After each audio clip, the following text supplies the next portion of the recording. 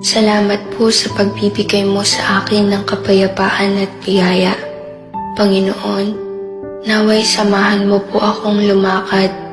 Gabayan ako sa lahat ng katotohanan at bigyan mo po ako ng lakas sa aking kahinaan, pag-asa sa aking pagkabigo at kagalakan sa aking pasakit.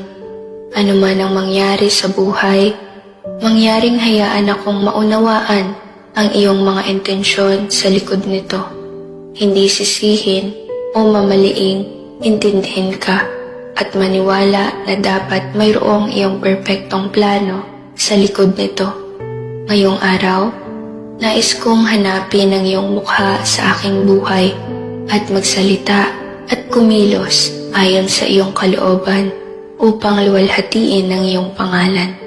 Idinadalangin ko ito sa pangalan ng Panginoong Hesus.